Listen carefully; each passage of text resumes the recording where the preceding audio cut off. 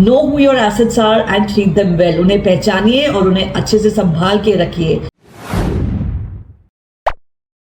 Welcome to Cricket Flavors everyone with me Ruchika where I talk all about the world of Indian cricket। लेकिन आज मैं Indian cricket के बारे में बात करने नहीं आई हूँ बल्कि पाकिस्तान क्रिकेट के बारे में बात करने आई हूँ।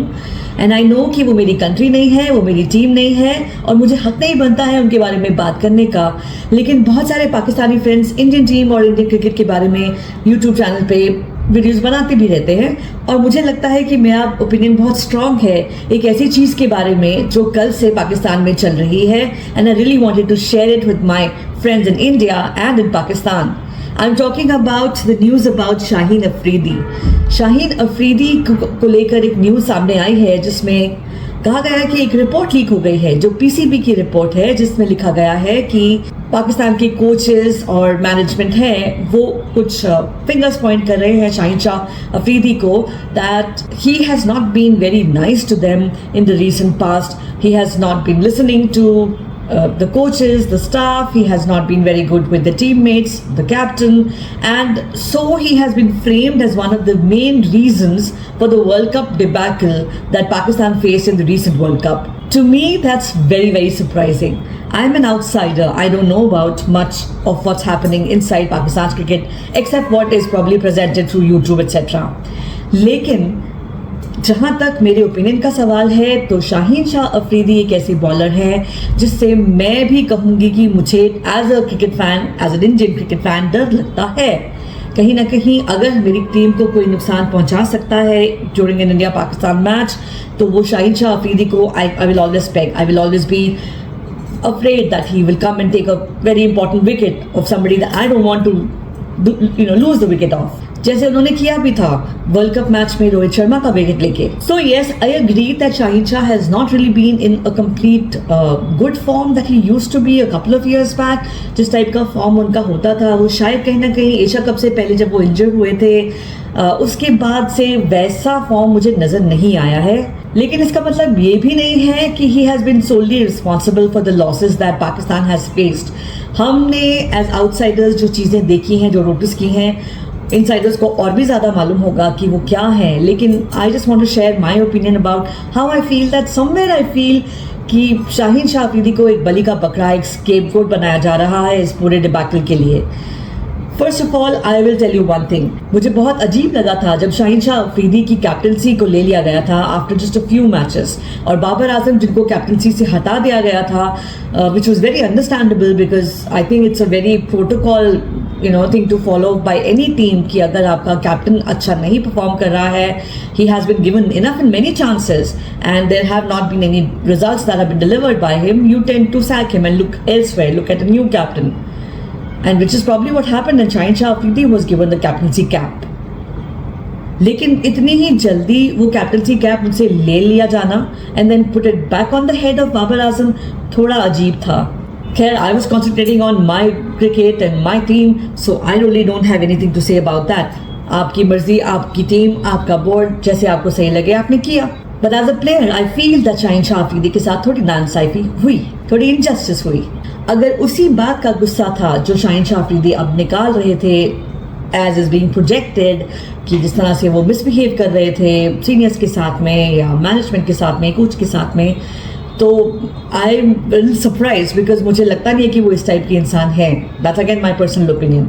And if it is talking about उनकी परफॉर्मेंस के ऊपर सवाल उठाए जा रहे हैं कि इसी वजह से उनकी परफॉर्मेंस अच्छी नहीं आ रही थी और जिसकी वजह से वर्ल्ड कप हार गए, पाकिस्तान सुपर 8 में भी नहीं जा सके, तो ये भी एक क्वेश्चनेबल चीज़ है because I believe that he was decently well, especially if I give you the example of the India versus Pakistan match. Like I said, he took the wicket of Rohit Sharma and he was very decent and the bowling attack definitely did its job that day.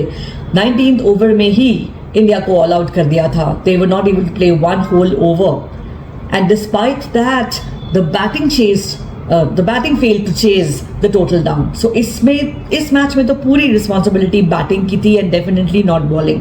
और I believe that उस match में शाहीन शाह ने तो सिर्फ एक ball face किया था as a batter. और फिर अगर पाकिस्तान वर्सेस यूएसए की मैच की बात ले लें तो उसमें भी शाहिन शाह अफरीदी का काफ़ी ठीक ठाक कॉन्ट्रीब्यूशन था। I know that he probably didn't take any wickets and economy भी उनका ज़्यादा था, लेकिन जहाँ तक मुझे याद है second last the penultimate over उन्होंने किया था और उन्होंने काफ़ी रन्स बचाए थे, जिसकी वजह से लास्ट ओवर में 16 रन्स करने थे, जो कि हारिस राव जो लास्ट ओवर करने आए उन्होंने दे दिए थे and that's why match went into the super over. लेकिन like I said, the penultimate over by Shaheen Shah Afridi was excellent. और इसी वजह से जब सुपर ओवर में मोहम्मद आमिर को बॉल दिया गया था एंड शाहिन शाह को नहीं, तो अगेन मुझे थोड़ा सा वियर्ड लगा था, बिकॉज मुझे ऐसा लगा था कि he is your main attacking bowler and you should actually go with him.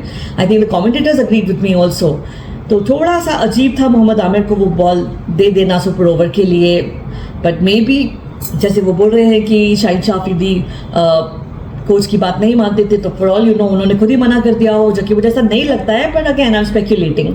सो जो मुझे नजर आ रहा है उस हिसाब से, and I am just talking as a fan and outsider, एक ग्रुप बन गया है जो एंटी शाहिन शाह अफरीदी जाने की कोशिश कर रहा है और इस पूरे डिबैकल में कहीं ना कहीं बाबर आजम को बचाने की कोशिश कर रहा है, and they are creating scapegoats that would end up taking the blame for the debacle and not Babar Azam. वो बच जाएंगे। लाइक आई सेड, मेरा कोई हक नहीं बनता है इस बारे में बात करने का, लेकिन मैं ये पाकिस्तान के आवाम से, मेरे फ्रेंड्स से जो मुझे देख रहे होंगे, ये कहना चाहती हूँ कि आप लोगों को अपनी आंखें खुली रखनी चाहिए और देखना चाहिए कि जो सच दिख रहा है और जो साफ है, जो क्लियर है, उसके साथ जाएं, ना कि पीआर के साथ या जो बातें बनाए जाएं या जो ब्लेम गेम खेला जाए। सो पाकिस्तान एक बहुत फॉर्मिडेबल ओपोनेंट होते थे एक ज़माने में, I am sorry to say, लेकिन right from the Asia cup वो नहीं है। I am very sorry to say, but Asia cup में भी इंडिया ने उन्हें काफ़ी बुरी तरह से हराया था। देन वर्ल्ड कप 23 में भी वो काफ़ी बुरी तरह से हार गए थे। लेकिन इस बार इस वर्ल्ड कप में a lot of people have said that if there was any team that came close to defeating India, it was Pakistan. And you know it was because of the bowlers, and Shahin Shah Afridi made a major role in that. So on that note, I would like to say that treat your assets well. Know who your assets are and treat them well. उन्हें पहचानिए और उन्हें अच्छे से संभाल के रखिए. So here's wishing Team Pakistan management and the fans of Team Pakistan all the best. I hope your cricket is able to come out of all of this and we are able to see a team that is as formidable as we used to see a few years back. Thank you for watching everyone. Have a great day. Bye bye.